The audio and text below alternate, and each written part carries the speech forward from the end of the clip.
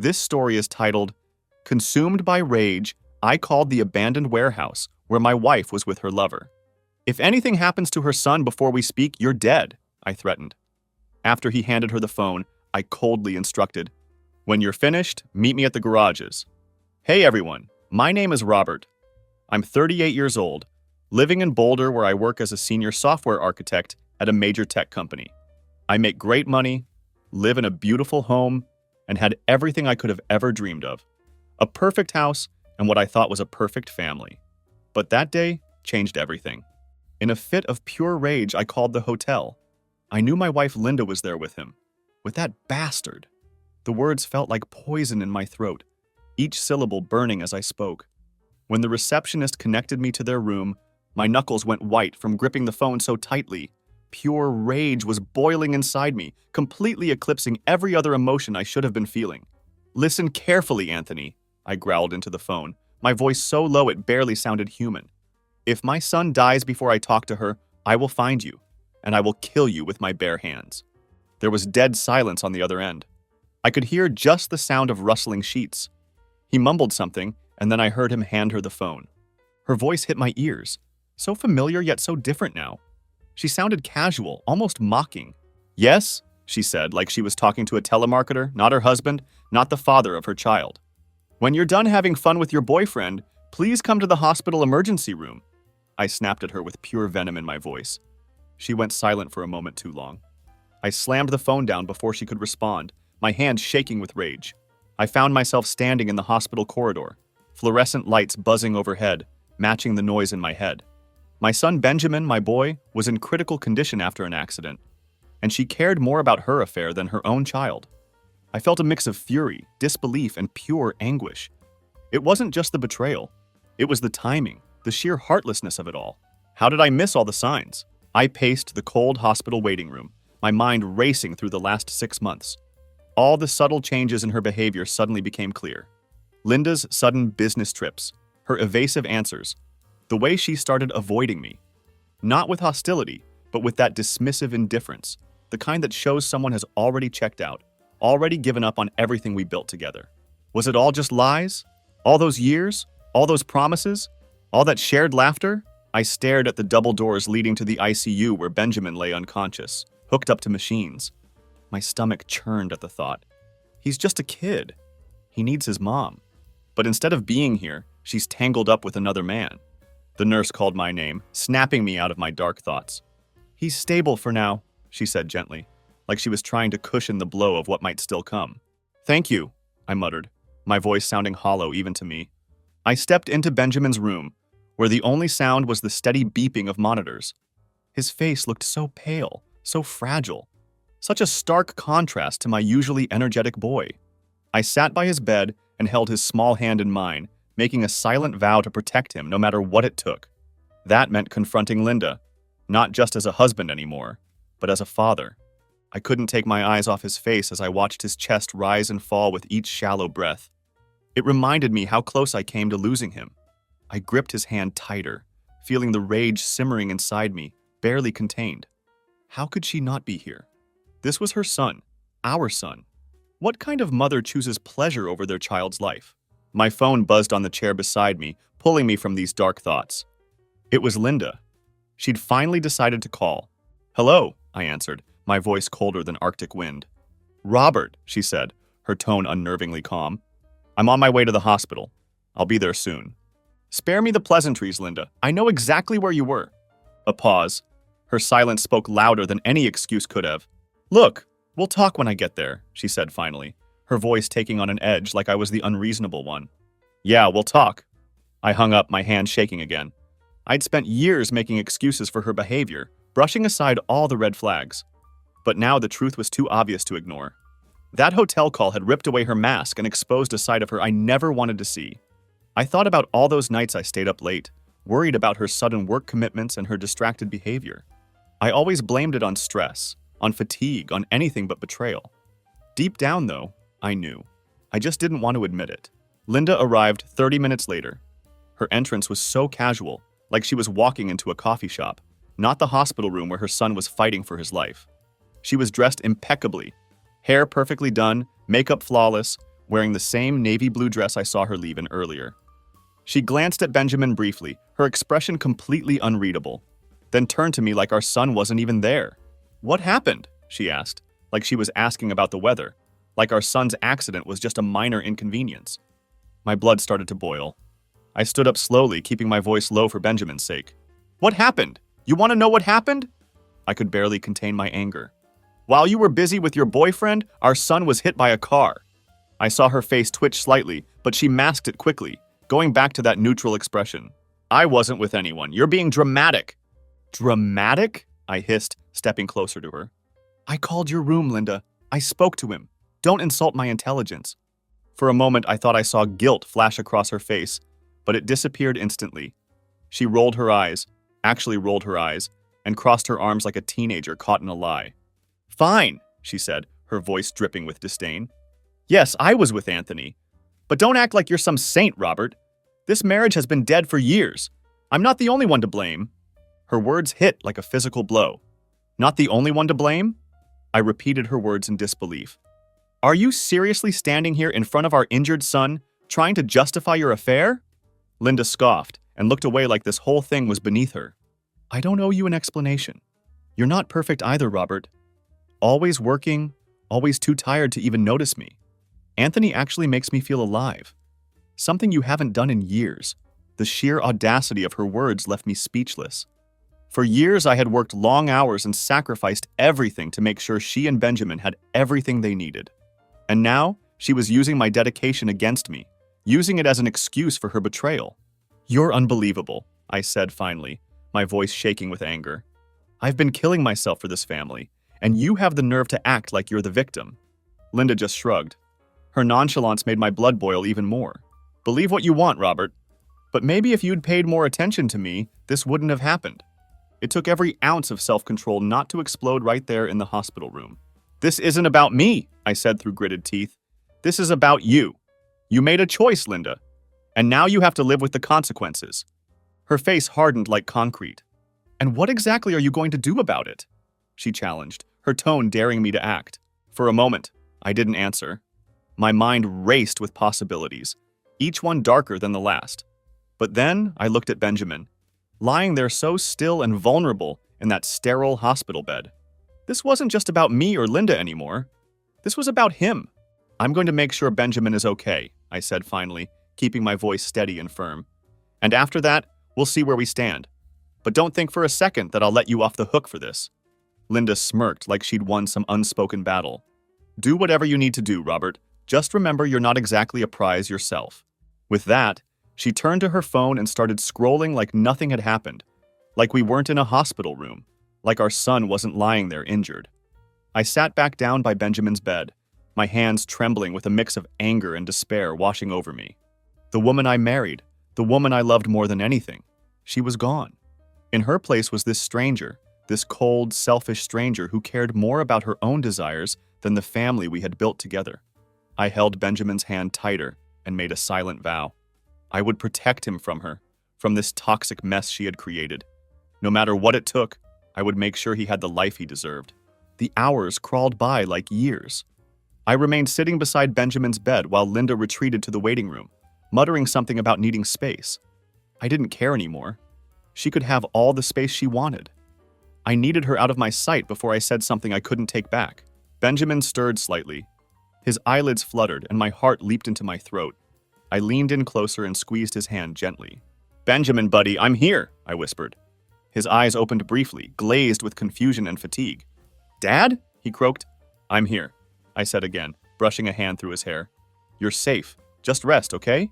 You're going to be fine." He nodded weakly, and his eyes drifted shut again. Relief washed over me, but it was fleeting. Reality loomed over me like a storm cloud.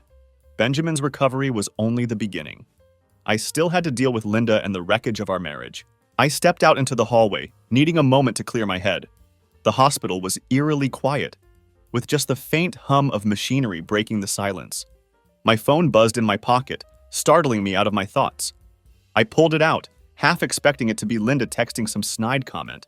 But it wasn't her. It was my brother Timothy. "Hey," I said, keeping my voice low in the quiet hallway. "Robert, what the hell is going on?" Timothy's voice was sharp with concern. I got your message about Benjamin. Is he okay? He's stable, I said, running a hand through my hair. But it's been a lot. Do you need me to come down there? For a moment, I considered it. Timothy had always been my rock, the one person I could count on no matter what. But this wasn't just about Benjamin's accident. This was about Linda, and I wasn't sure if I was ready to share that part of the story yet. No, I said finally. We're managing. I'll keep you updated. All right, Timothy said. I could hear the hesitation in his voice. Call me if you need anything, okay? Anything at all. Thanks, Timothy, I will. I hung up and leaned against the wall, my mind racing. I had always prided myself on being the kind of man who could handle anything, who could keep his family together no matter what. But now, for the first time, I felt like I was losing control. Linda's betrayal was a knife to the gut, and the wound wasn't just emotional. It was deeply personal. I thought back to the early days of our marriage, the laughter, the shared dreams. How did we go from that to this? The sound of heels clicking against the tile floor pulled me from my thoughts. Linda appeared at the end of the hallway, phone in hand, her expression as cold as ever. Robert, she said, her tone clipped. We need to talk. I crossed my arms and kept my face impassive. Talk, then. She glanced around, clearly annoyed by the setting. Not here. Let's go outside. Reluctantly, I followed her out to the hospital courtyard. The night air was cool, a stark contrast to the tension between us. Linda lit a cigarette. I hadn't seen her do that in years, took a long drag and finally spoke. Look, she said, exhaling a cloud of smoke. I'm not going to apologize for what happened. Of course you're not, I said bitterly. Her eyes narrowed. Don't interrupt me. You think you're some kind of martyr, but you're not. I've been miserable in this marriage for years, Robert. Years. And if I found someone who made me feel alive again, that's not entirely my fault. I stared at her, my disbelief morphing into simmering fury. Are you seriously trying to justify cheating on me, on our family, while your son is lying in a hospital bed? Linda sighed like I was the one being unreasonable. You don't get it. Anthony listens to me. He cares about me. You've been so wrapped up in your work and your own world that you haven't even noticed how unhappy I've been. You're unbelievable, I said, my voice rising with each word. Do you hear yourself? You're blaming me for your choices. You're the one who stepped out, Linda, not me. She rolled her eyes and took another drag of her cigarette.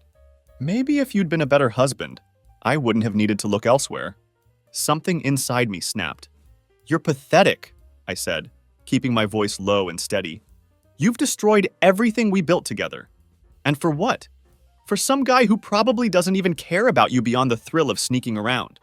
Linda smirked. The sheer audacity of it made my blood boil. Say what you want, Robert, but at least Anthony makes me happy. Can you say the same about yourself? I clenched my fists, fighting the urge to lash out.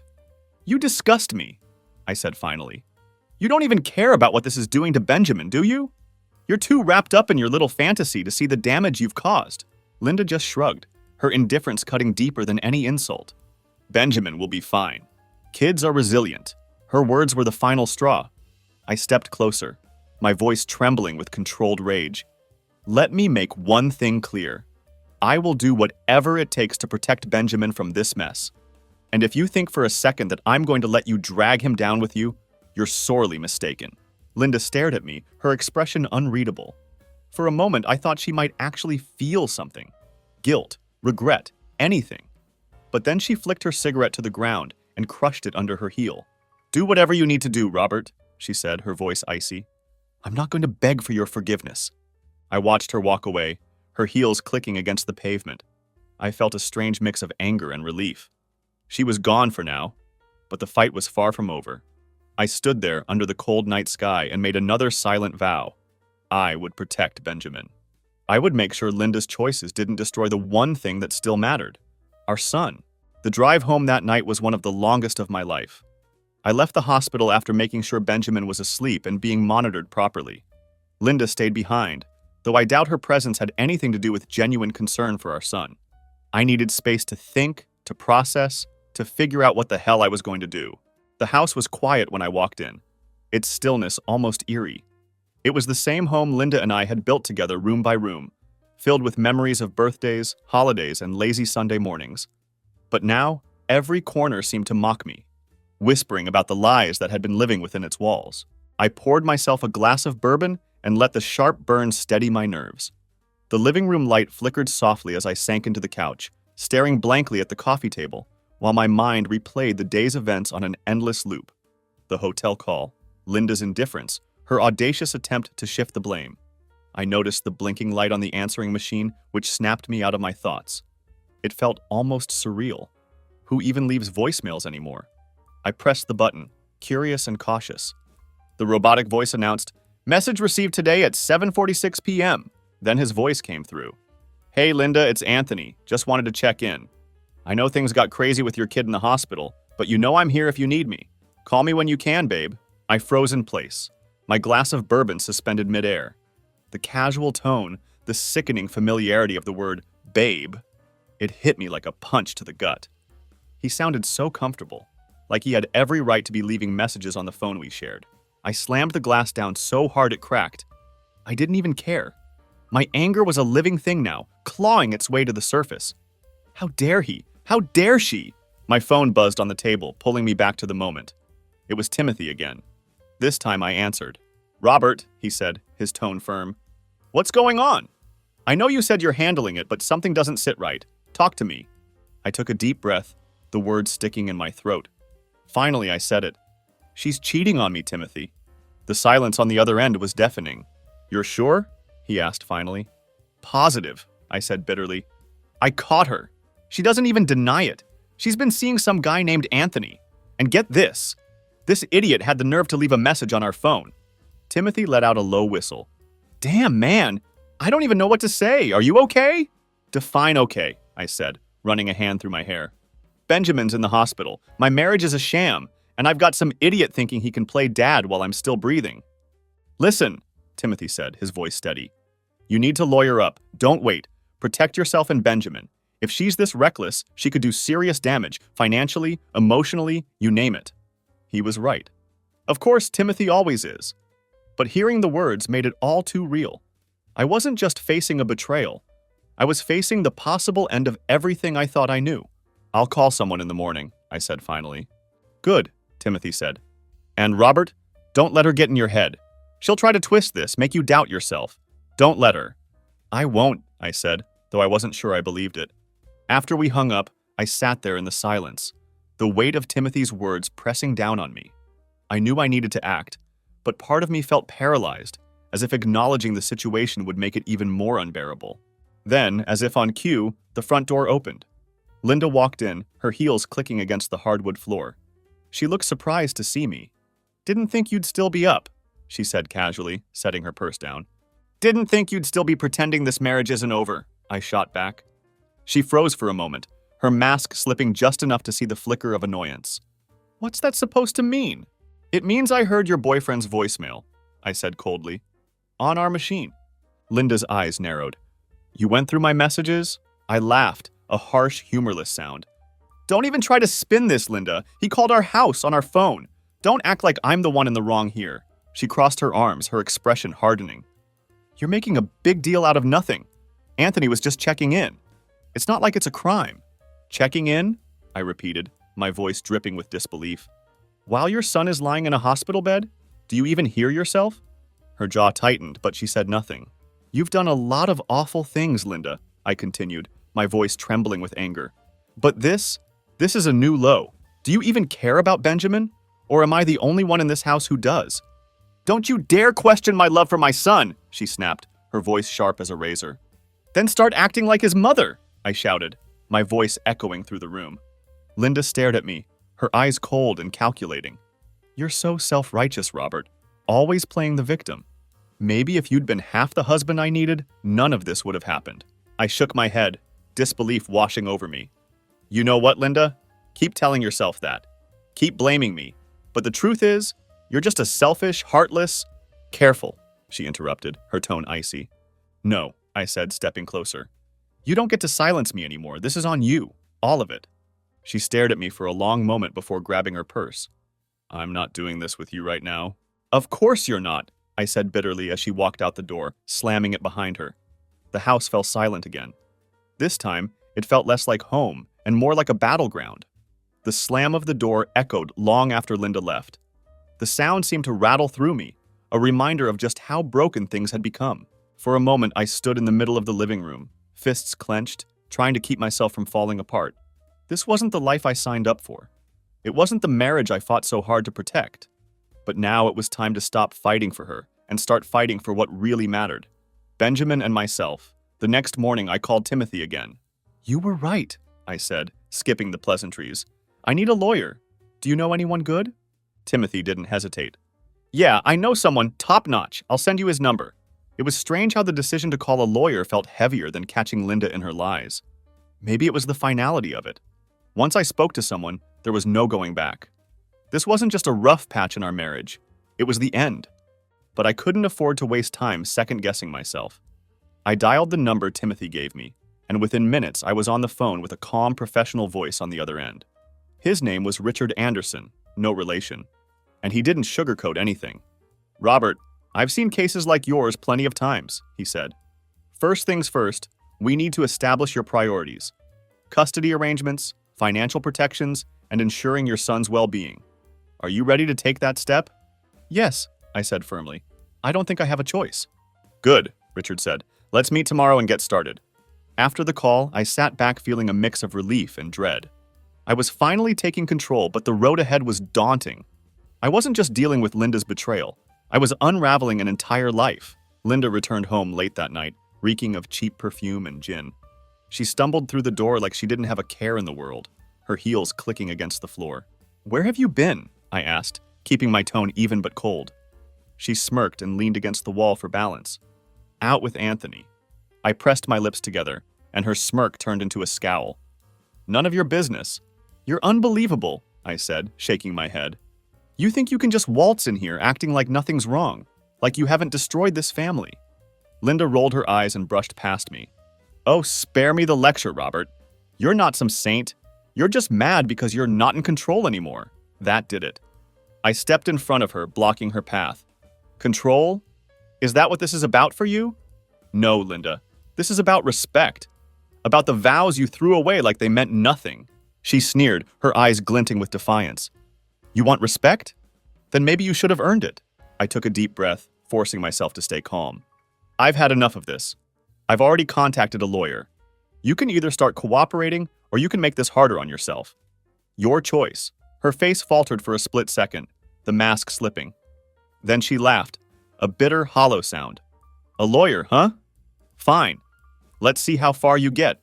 But don't think for a second you're taking Benjamin away from me." "Watch me," I said, keeping my voice steady. "I'll do whatever it takes to protect him from this mess you've created." Linda didn't reply. She stormed upstairs, slamming the bedroom door behind her. The next morning she was gone before I woke up, leaving only a half-empty bottle of gin on the counter as evidence of her presence. I didn't care where she'd gone. My focus was on Benjamin and the meeting with Richard Anderson later that day. I met Richard at his downtown office. He was sharp and efficient, his questions direct but necessary. "Have you documented her behavior?" he asked, tapping his pen against a notepad. "Not yet," I admitted. "Start now," he said. "Texts, voicemails, anything that shows neglect or instability. The more evidence we have, the stronger your case will be." "Got it," I said, feeling a new sense of purpose. "And one more thing," Richard added. "Stay calm. Don't let her provoke you. Any outburst could be used against you in court." I nodded, his words sinking in. It was solid advice, but it wouldn't be easy. Linda had a way of getting under my skin like no one else. When I returned home, I began combing through everything. Emails, phone records, even social media. It didn't take long to find damning evidence. Photos of Linda and Anthony at some bar, laughing like they didn't have a care in the world, and a string of flirtatious texts from him, complete with heart emojis. I saved everything, my resolve hardening with each new piece of evidence. Linda's next move came a week later. She came home in the middle of the day, her face flushed with anger. "What the hell is this?" she demanded, waving a stack of papers at me. I glanced at them. "Divorce papers?" I said calmly. "You're serious?" she asked, her voice rising. "Dead serious," I replied. "This marriage is over, Linda. It has been for a long time." She scoffed and threw the papers onto the table. "You think you're so righteous, don't you? Well, guess what? You're not getting full custody of Benjamin. I won't let you. Good luck proving that in court," I said, keeping my voice steady. "I've got plenty of evidence to show who the unstable parent is." Her eyes narrowed, but she didn't say anything. Instead, she grabbed her purse and stormed out again, slamming the door so hard it rattled the windows. I sat down, feeling a strange mix of exhaustion and satisfaction. The battle was far from over, but for the first time in months, I felt like I was in control. Linda didn't come home that night, and for once, I didn't care. The silence in the house felt like a blessing. With Benjamin staying another night in the hospital under observation, I finally had time to reflect without her poisonous presence clouding everything. I sat in the living room, flipping through Benjamin's photo albums. Pictures of his first birthday, his first trip to the ocean, and countless candid moments reminded me of what really mattered. Whatever Linda thought, this wasn't about revenge. It was about protecting Benjamin from the mess she had made of our lives. As I closed the album, my phone buzzed. It was a message from Timothy. "Keep your head up. If you need anything, I'm here," I replied with a simple thanks and put the phone down.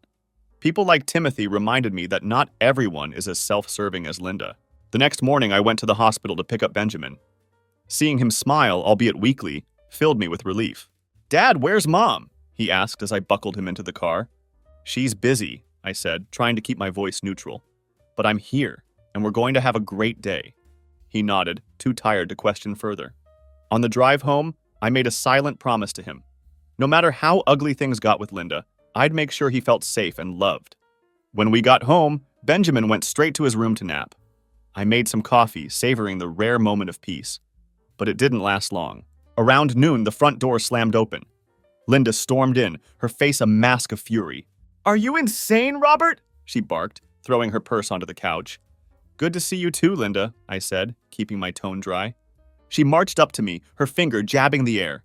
"You served me divorce papers without even talking to me, and now you're trying to take Benjamin from me? Who the hell do you think you are?" I set my coffee down and met her gaze. "I'm the father who actually cares about Benjamin's well-being, something you clearly can't claim anymore." Her jaw tightened. "You don't get to decide that. I'm his mother. I have just as much right to him as you do." "Really?" I said, my voice rising. "Because from where I'm standing, you've been more focused on your boyfriend than on your own son." Linda flinched but quickly recovered. "Don't you dare use Benjamin to play the victim here. You've always been jealous, Robert. Always paranoid that I'd find someone better than you." I laughed bitterly. "Better than me, Linda. You found Anthony, a guy who's so amazing, he doesn't even have the guts to show his face around here. Real winner." Her face flushed with anger. "At least he listened to me, unlike you. Maybe if you'd been half the man he is, I wouldn't have needed someone else." "That's rich," I shot back, "blaming me for your cheating. Classic Linda. You've never been able to take responsibility for anything, have you?" The argument escalated, our voices echoing through the house. I hated that Benjamin might hear us, but Linda wasn't leaving me much choice. Finally, I stepped back and took a deep breath. "This isn't going anywhere," I said, keeping my voice calmer. "We'll let the courts decide. Until then, stay out of my way." Linda sneered. "You think this is over? It's not, Robert, not by a long shot." She grabbed her purse and stormed out, slamming the door behind her. Later that afternoon, while Benjamin was playing quietly in the living room, I went to check the messages on the answering machine. I wasn't sure what I expected. Another careless voicemail from Anthony, maybe. But what I found shook me to my core. "Linda, it's Anthony," the message began. His voice was lower, more serious than before. "Listen, I think we need to talk. Robert's not as dumb as you said. If he finds out about the money, it's game over. Call me." I played the message again, my heart pounding. "Money? What money?" The pieces began to fall into place, each one more horrifying than the last. Linda wasn't just cheating. She was hiding something. Something big. I grabbed my laptop and logged into our joint bank account. Everything looked normal at first glance, but then I noticed a series of large withdrawals over the past few months. Thousands of dollars, all funneled into an account I didn't recognize. My hands trembled as I scrolled through the transactions. The dates lined up perfectly with Linda's business trips and other suspicious outings. I sat back, my mind racing. What had she done? Was she stealing from our family to fund her affair? Or was it something worse? The next time Linda came home, I was ready. She walked in like nothing had happened, tossed her keys onto the counter, and announced, "I'm here for Benjamin." "No, Linda," I said, stepping into her path. "You're here to explain this." I held up a printout of the bank statements and watched her face pale. "Where did that money go?" I demanded. Her eyes darted around the room, searching for an escape. It's none of your business, she said finally. None of my business? I repeated, my voice rising. You've been draining our account behind my back. Do you even care what this is doing to Benjamin? Don't bring him into this, she snapped. Oh, he's already in it, I said. And so am I, so start talking. Linda, where's the money? She hesitated, then squared her shoulders. It's gone, okay? I needed it for things. Things? I said, my voice dripping with disbelief.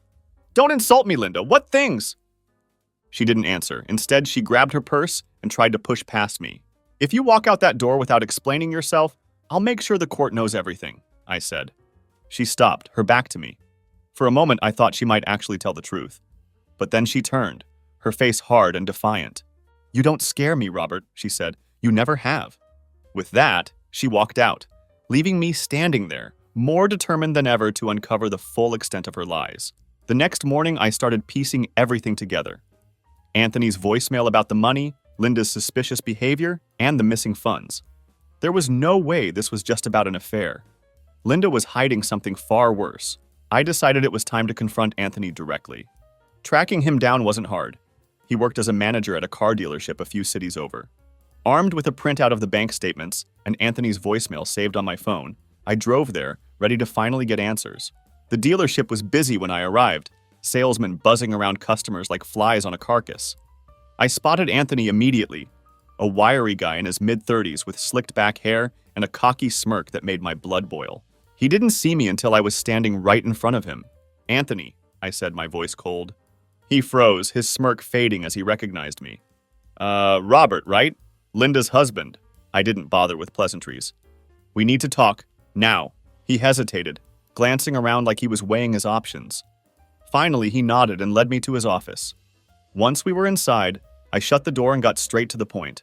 What's going on with the money? Anthony's face turned pale. I don't know what you're talking about, he stammered. I pulled out the printouts and slapped them onto his desk. Don't play dumb. You left me a voicemail. If he finds out about the money, it's game over. Ring any bells? He stared at the papers, his hands fidgeting nervously. Look, man, I don't want any trouble. Too late for that, I snapped. Start talking now. Anthony sighed and ran a hand through his greasy hair. Fine. Linda's been funneling money to me for a business deal. She said it was her savings and she wanted to keep it private. What kind of deal? I demanded. He hesitated, then muttered, An investment in a new property. She said you wouldn't approve. I narrowed my eyes. You're lying. That money wasn't hers to give. And if you think I'm going to let this slide, you're dead wrong. Anthony's demeanor shifted. His nervousness turned into anger. Listen, man, I don't know what's going on between you two, but you need to back off. Linda and you what? I interrupted, leaning forward. You think you're her knight in shining armor? Newsflash, Anthony. She's using you just like she's been using me. He clenched his jaw, but before he could respond, I stormed out of the office.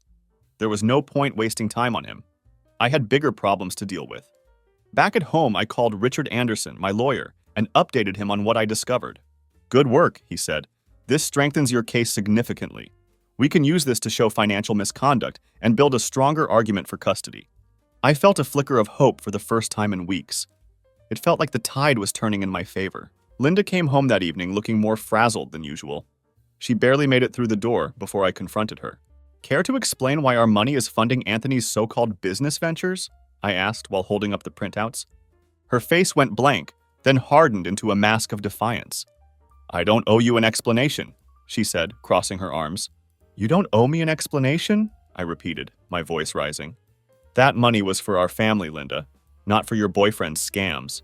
She rolled her eyes, her tone dripping with sarcasm. Oh, please, Anthony's not scamming anyone.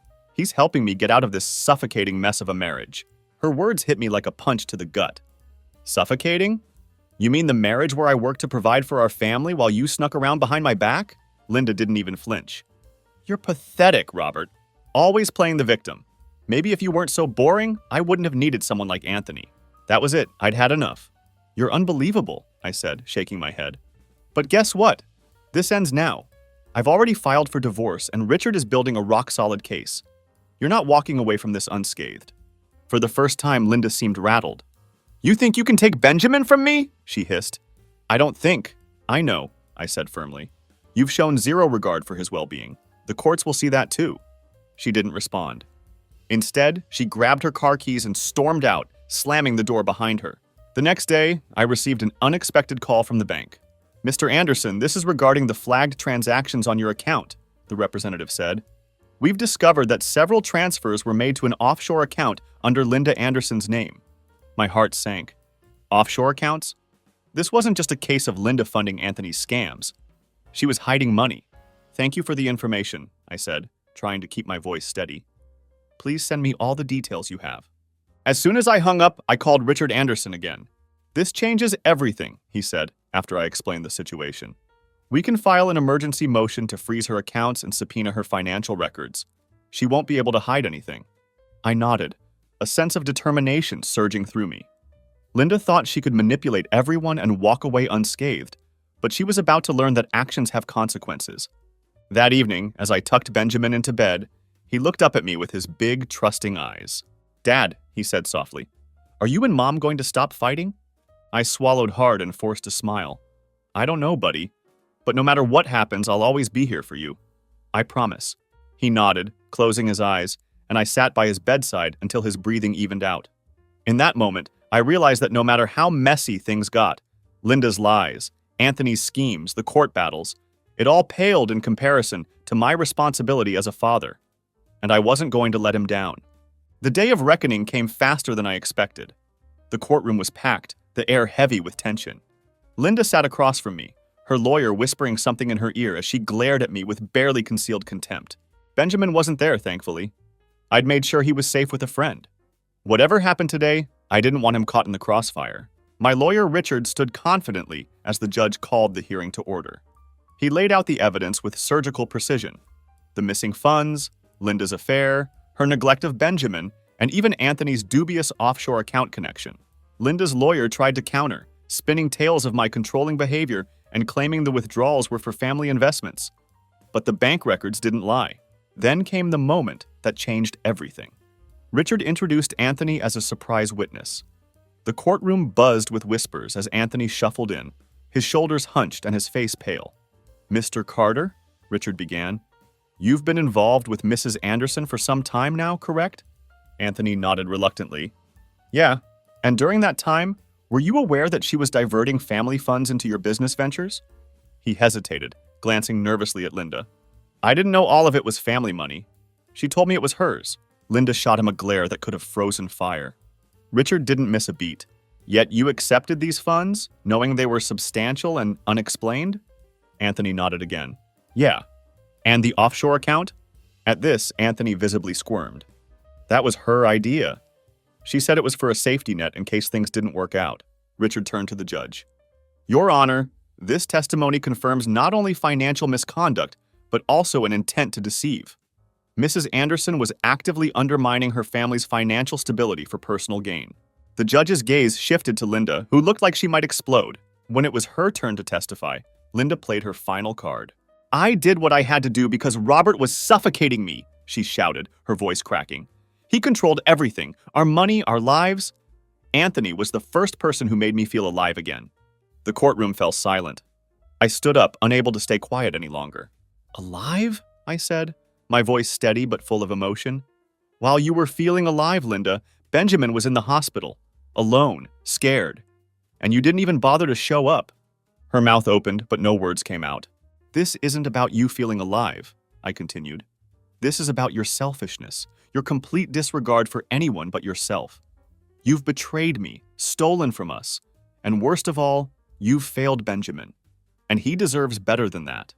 The judge banged his gavel to restore order, but the damage was done. Linda's carefully constructed facade had shattered. After a brief recess, the judge delivered the ruling. Custody of Benjamin was granted to me, with Linda allowed supervised visitation. The court also froze her accounts, ordered her to pay restitution, and mandated counseling if she ever wanted unsupervised visits with Benjamin. As the gavel struck, signaling the end of the hearing, I felt an overwhelming sense of relief. For the first time in months, it felt like justice had been served. Linda stormed out without looking at me. Anthony trailed after her, looking more like a whipped dog than the smug partner in crime he'd been. That evening, I took Benjamin to his favorite pizza place. Watching him laugh and eat without a care in the world reminded me why I fought so hard.